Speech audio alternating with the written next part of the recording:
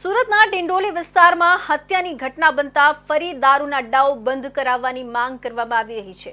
મોડી રાત્રે નવાગામ ડિંડોલી વિસ્તારમાં માધવ ડેરી પાસે અને ત્રિપાઠી હોસ્પિટલની સામે પિતા અને પુત્ર પર 4 જેટલા લુખ્ખાઓ ચપ્પુ લઈને તૂટી પડ્યા હતા। ઉપરા છાપરી અસંખ્ય ઘા મારવાના પગલે પિતાનું ઘટના સ્થળે મોત નિપજ્યું હતું, જ્યારે પુત્ર હાલ આઈસીયુમાં જીવન મરણ વચ્ચે ઝોલા ખાઈ રહ્યું છે। ઘટના નવાગામ ડિંડોલી વિસ્તારમાં માધવ ડેરી પાસે અને ત્રિપાઠી હોસ્પિટલની સામે બની હતી, જ્યારે રામ બચ્ચન મોરિયા નામના 40 વર્ષના વ્યક્તિ અને તેમનો 20 વર્ષનો પુત્ર અભિષેક મોરિયા પર 4 અસામાજિક તત્વોએ તીક્ષ્ણ હથિયારોથી હુમલો કર્યો હતો।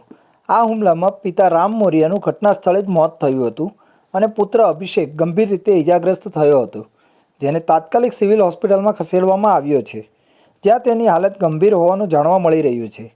મળતી માહિતી મુજબ મૃતકના પુત્ર અભિષેકનું આરોપી યુવકો સાથે અગાઉથી જ મનદુખ હતું। આદિત્ય નામના યુવકના મિત્રો અભિષેકને ફરવા બોલાવી રહ્યા હતા, પરંતુ પરિવારજનોએ તેને જવા માટે મનાઈ કરી હતી। આ બાબતે 2 દિવસ પહેલાં બંને પક્ષો વચ્ચે ઝઘડો થયો હતો અને મામલો ડિંડોલી પોલીસ સ્ટેશન સુધી પહોંચ્યો હતો, જેમાં ડિંડોલી પોલીસે અટકાયત પણ કરી હતી।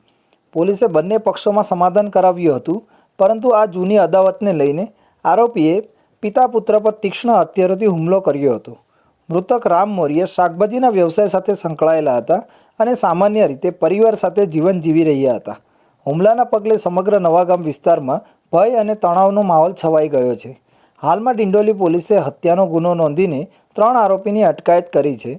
પોલીસ આ વિસ્તારમાં લાગેલા સીસીટીવી કેમેરા પણ તપાસી રહી છે અને આરોપીઓને ઝડપવા માટે ચાંપતી કામગીરી હાથ ધરી છે। મૃતદેહને પોસ્ટમોર્ટમ અર્થે સિવિલ હોસ્પિટલ ખસેડવામાં આવ્યો હતો, જ્યાં પત્ની, પુત્રી સહિતના પરિવારજનો અને સમાજના લોકો દ્વારા મૃતદેહ સ્વીકારવાની મનાઈ કરી દેવામાં આવી હતી।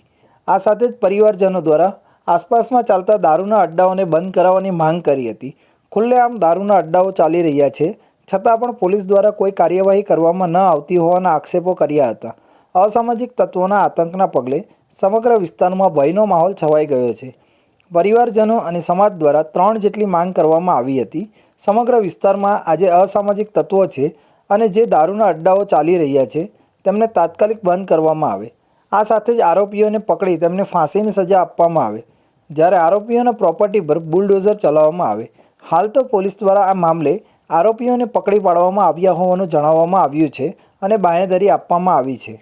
સુરત શહેરના ડિંડોલી પોલીસ સ્ટેશન વિસ્તારમાં ત્રિપાઠી હોસ્પિટલની સામે અંબિકા સોસાયટી છે, ત્યાં આજે મોડી સાંજના સમયે એક ઘટના બની હતી, જેમાં મારેમારીની બનાવમાં એક વ્યક્તિનું મૃત્યુ થયું છે, જે બાબતને લઈ પોલીસે મર્ડરનો ગુનો દાખલ કરવાની અત્યારે તજવીજ ચાલુ છે।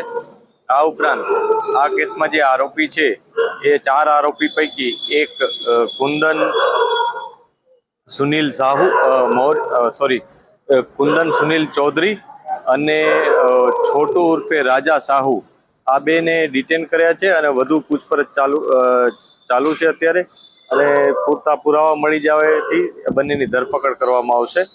આ ઉપરાંત જે ભોગ બનનાર છે એનું નામ રામ બચ્ચન છે અને એના જે છોકરો છે અભિષેક રામ બચ્ચન મોરિયા, આ બંને ભોગ બનનાર તરીકે છે। અભિષેકને પણ કેટલીક ઈજાઓ થઈ છે।